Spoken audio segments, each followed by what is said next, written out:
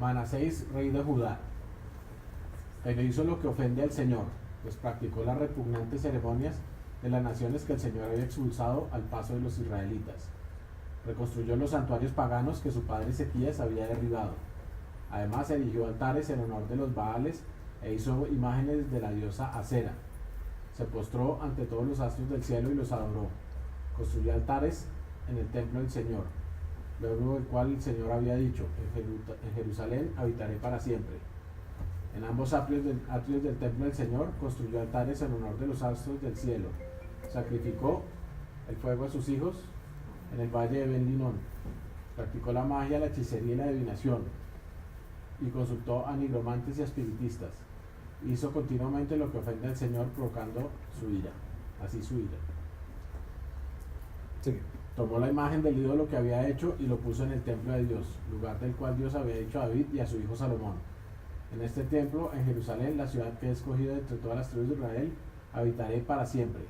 Nunca más arrojaré a los israelitas de la tierra en que establecí a sus antepasados, siempre y cuando tengan cuidado de cumplir todo lo que les he ordenado, es decir, toda la ley, los estatutos y los mandamientos que les di por medio de Moisés. Manasés descarrió a los habitantes de Judá y de Jerusalén, de modo que se condujeron peor que las naciones que el Señor destruyó al paso de los israelitas. El Señor les habló a Manasés y a su pueblo, pero no le hicieron caso.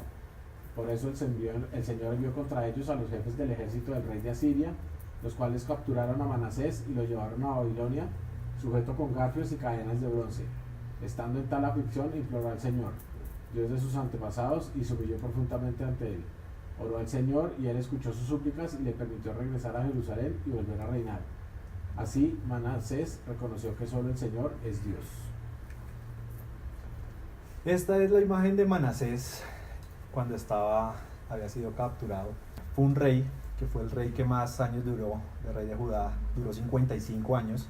Y se habla de que él fue uno de los reyes más perversos o malvados que tuvo Judá, y al mismo tiempo fue uno de los reyes más idólatras, porque si ustedes escucharon bien, él fue el que construyó altares para alabar a otros dioses.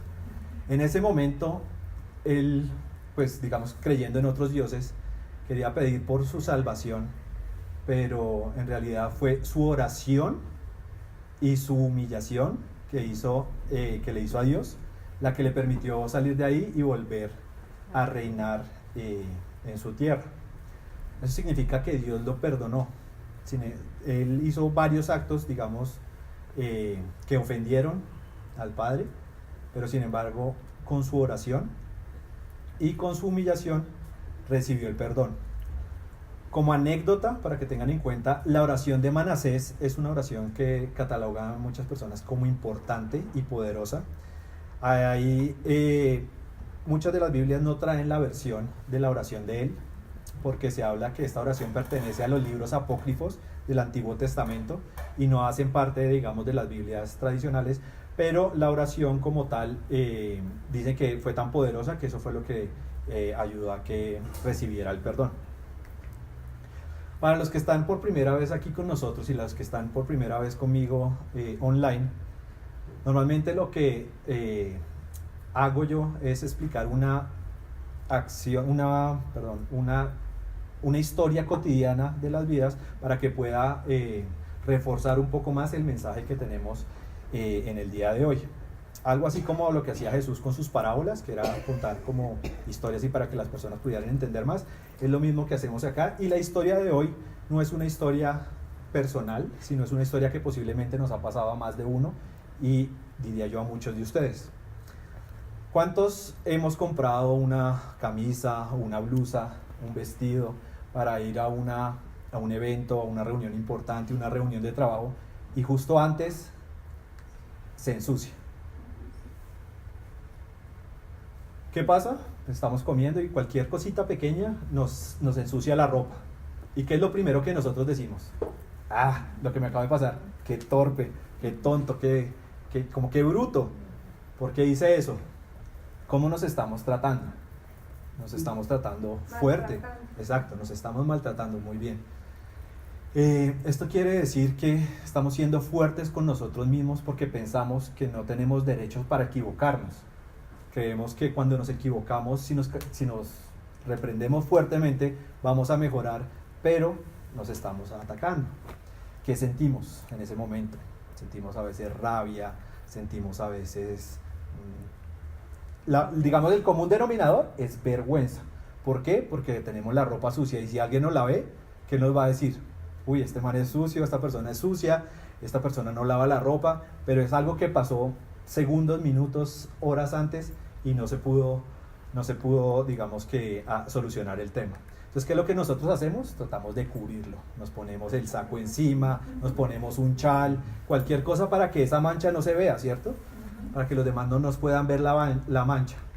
Ya con más calma llegamos a la casa y empezamos, echamos una lavada, si la mancha es muy fuerte, otra lavada y hasta una tercera lavada. Incluso ya la mancha uno no la puede ver, pero si uno la pone a contraluz, ahí está la mancha y ahí sabemos que está nuestra mancha. Llega ese punto en que nadie más puede notar la mancha de esa prenda, pero solo uno la está viendo, exacto, uno la está viendo y ¿qué es lo que hace? Pues generalmente no se pone otra vez esa ropa y la deja en el closet. Si esa mancha no sale ni con Vanish, entonces así es como he titulado el mensaje de esta noche, y es que si tú tienes una mancha muy profunda en tu corazón y no la puedes limpiar, ¿qué es lo que necesitas para limpiarla, para lavarla? No, Vanish no sirvió, acuérdate. Padre, te pido que esta noche el Espíritu Santo me llenes de sabiduría y de conocimiento para poder transmitir el mensaje que me has dado, que pueda llegar este mensaje a lo más profundo de sus corazones, que las personas puedan escucharlo, entenderlo, asimilarlo, pero sobre todo ponerlo en práctica para sus vidas. Señor, te pedimos que esta noche nos bendigas con esta palabra. Amén. Amén. Quiero preguntarte, ¿cuál es tu suciedad? ¿Qué es lo que tú tienes en el fondo de tu corazón que no has podido limpiar?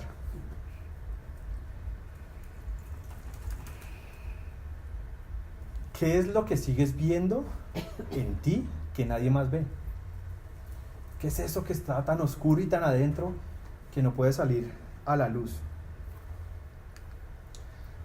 Cuando tú te paras y te miras al espejo, ¿qué sientes? ¿Qué piensas? ¿Te sientes triste? ¿Te sientes incómodo con lo que estás viendo? ¿Te sientes avergonzado? ¿Te sientes culpable? Yo me he equivocado muchas veces y sé que es mirarse al espejo después de equivocarse. Y yo sé que a muchos de ustedes también les ha pasado. Han tenido que verse a sus ojos después de haber cometido un error. ¿Y cuántos de nosotros hemos recibido una etiqueta por ese error?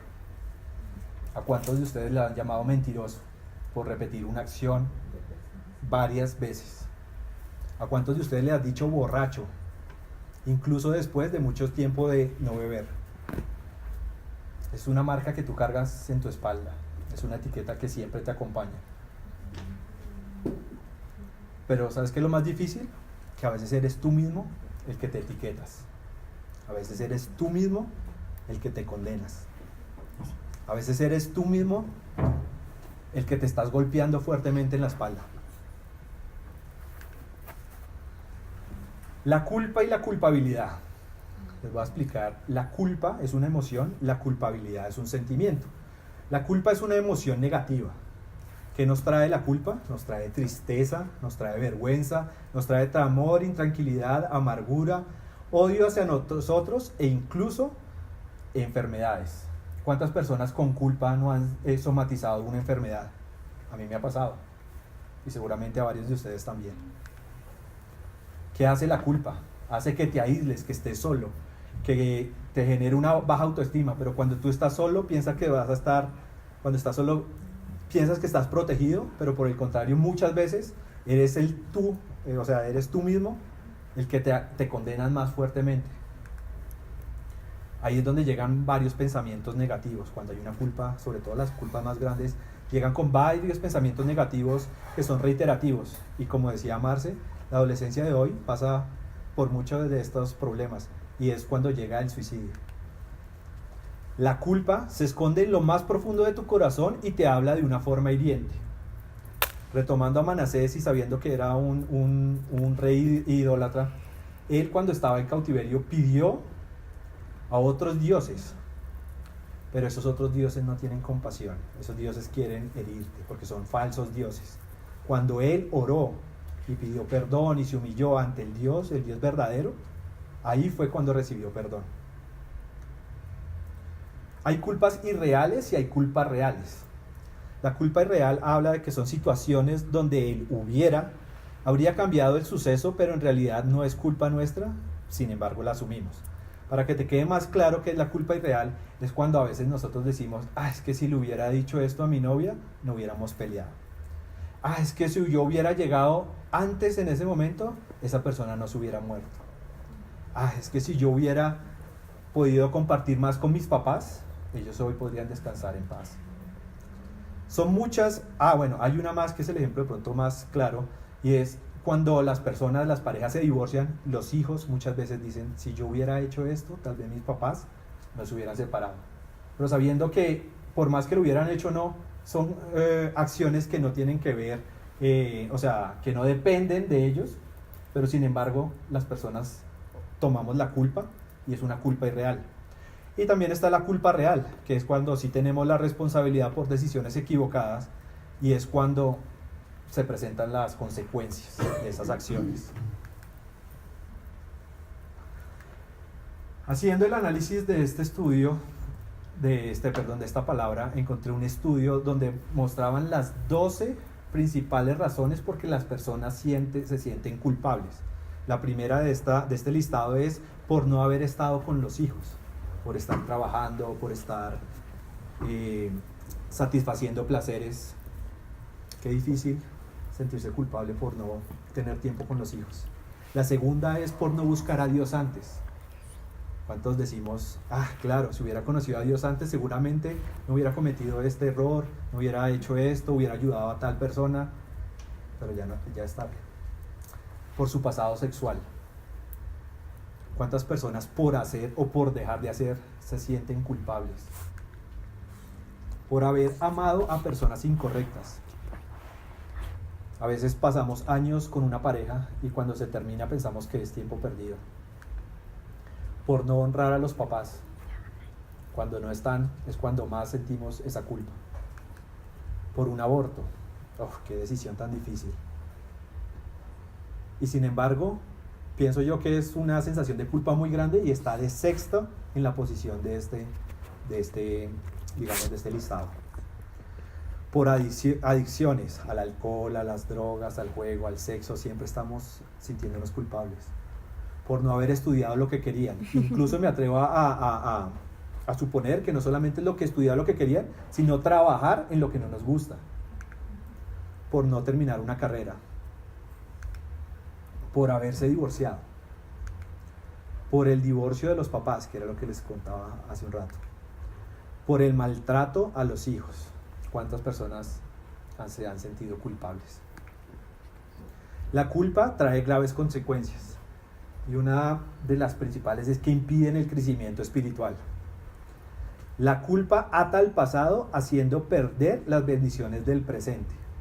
¿Cuántas veces por estar pensando en una pareja anterior no disfrutas de las parejas que tienes actualmente? ¿Vuelves a repetir? Sí. ¿Ata? La culpa ata al pasado haciendo perder las bendiciones del presente. Por cosas que han sucedido al pasado, porque las culpas vienen del pasado y el pasado es desde ayer hasta que naciste. Entonces, por estar pensando y culpándote por esas acciones, dejas de disfrutar de cosas que Dios te tiene preparadas. La culpa hace que veamos los errores más grandes de lo que en realidad son. Cuando nos aislamos, nos sentimos ahogados y sentimos que ese mar cada vez es más grande. Sentimos impotencia. Nos sentimos a veces con situaciones que son para otras personas muy fáciles de resolver. Sentimos como que es el fin del mundo y nos sentimos culpables y nos aislamos y nos encerramos y, mejor dicho, empezamos a sufrir por esto. La culpa hace que lastimes a otros, haciéndoles sentirse culpables, manipulándolos o hiriéndolos. Desde niño pasa esto.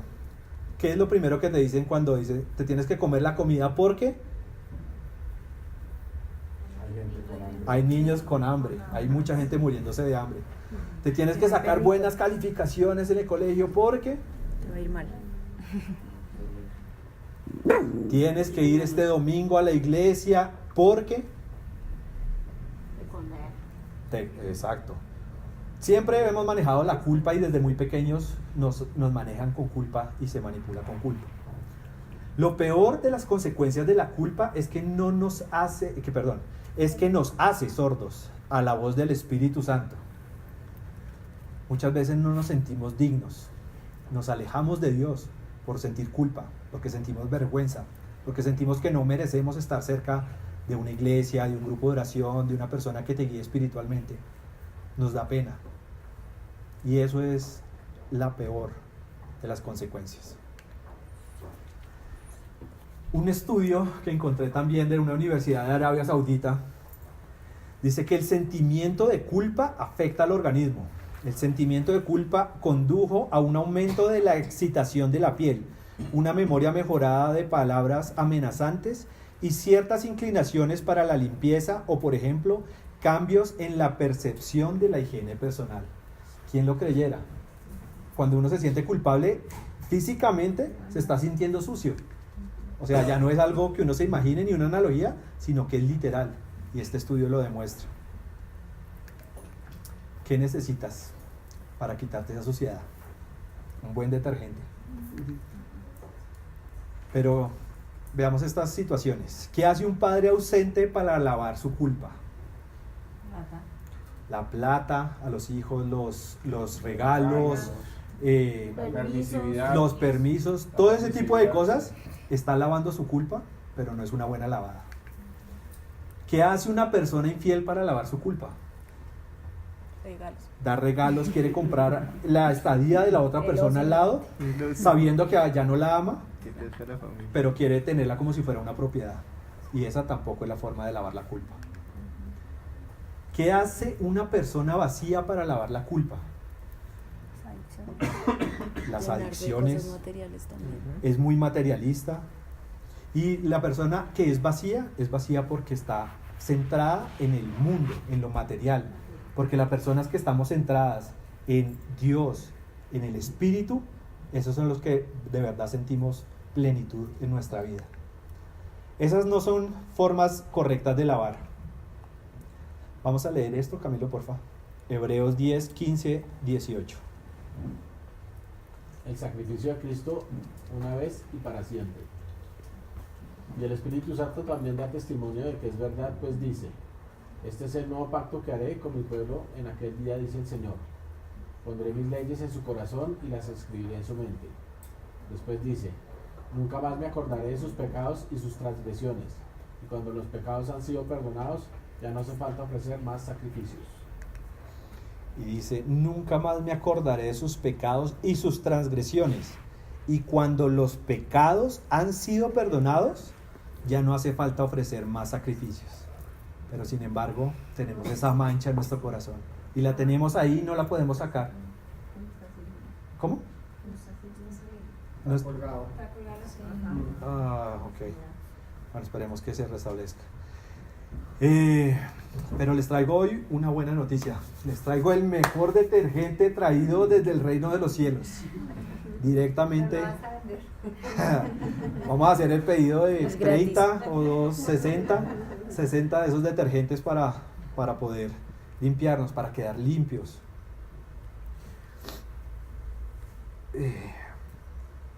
Cuando tú confiesas tu pecado y te arrepientes de corazón, Jesús simplemente hace un borrón y cuenta nueva. Dios hace que esos pecados ya no tengan validez. Es un regalo de Dios. Y ese es el detergente que nosotros necesitamos en nuestra vida, en nuestros corazones. Perdonar viene del griego afiemi. ¿Y qué significa? Dejar ir, enviar lejos, abandonar, ceder. Pero dejar ir ¿qué? Las deudas o los pecados. y nos hace acordar de Mateo 6 cuando nos enseña la oración del Padre Nuestro.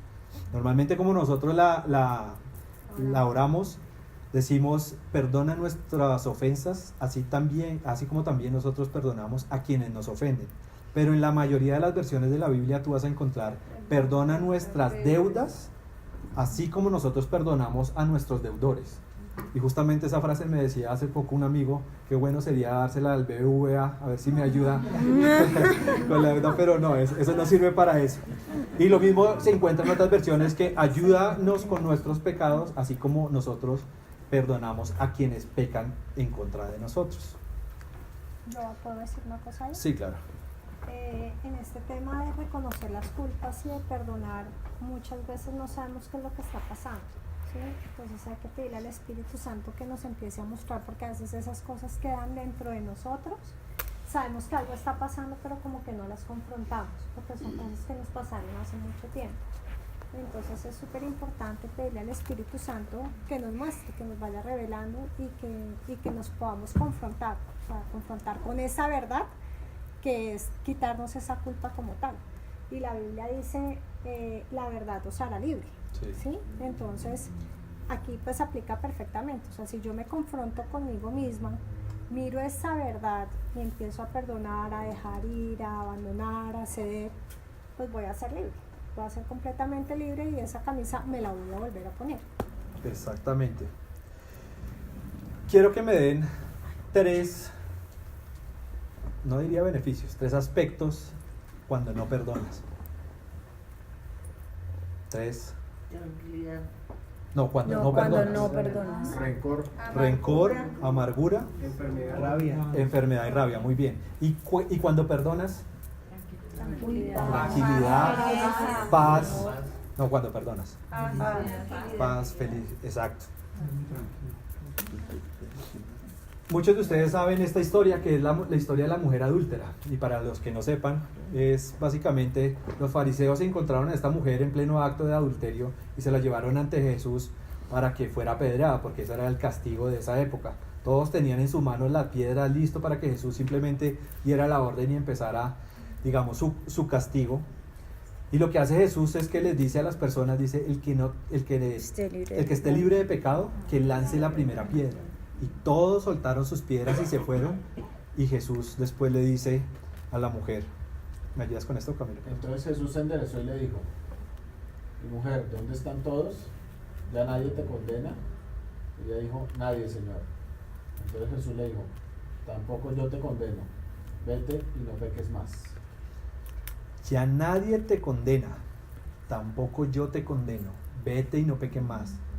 Si dice ya nadie te condena, es que ni siquiera tú mismo te tienes que condenar, porque esa es una de las principales fallas que nosotros tenemos, que hemos confesado, nos hemos arrepentido, pero seguimos teniendo esa culpa, esa mancha. ¿Por qué es tan difícil perdonarnos? Muchas veces personas reciben el perdón de Dios, pero no son capaces de perdonarse a sí mismos. Cuando la mujer estaba esperando que llegara el primer pedradón, Jesús le dice, hoy no hay castigo. Básicamente le dice, hoy hay una nueva oportunidad, vete y no peques más, porque sabes que se está limpiando de corazón, y cuando te limpias de corazón, estás volviendo a nacer. Te dice, Dios tomó una decisión acerca de ti y escogió amarte y liberarte del pecado. Dios ya hizo su parte, ahora falta que hagas la tuya. ¿Cómo perdonarte? Te voy a dar 5 acciones para que puedas hacerlo. La primera es que arrepiéntete sinceramente, arrepiéntete de corazón. La segunda es repara si es posible. No todas las cosas de las cuales nos sentimos culpa se pueden reparar, pero hay otras que sí. Y si tú logras reparar eso por lo que te sientes tan culpable, vas a empezar a sentir el perdón. Perdónate de corazón. No seas tan fuerte contigo mismo. Tú eres el juez más fuerte que existe. Aprende de tu error, esto es muy importante. porque las culpas no del todo son malas, porque nos hacen aprender del error para que no la cometamos. Y esta sobre todo, recibe el amor de Dios. Uno se siente a veces indigno y en este caminar, y sobre todo en esta nueva temporada de mi vida, lo he sentido así. Siento a veces que tengo tantos errores en mi vida y que soy tan imperfecto del por qué he sido escogido para traer mensaje y dar palabra. Pero he entendido que el único, y escucha bien, el único que puede hacer que esa culpa desaparezca de ti es Dios, y eso lo sientes dentro de ti. Ya para cerrar, quisiera dejar este mensaje que dice: aunque el mundo te diga que no hay esperanza, levántate y toma la decisión de perdonarte.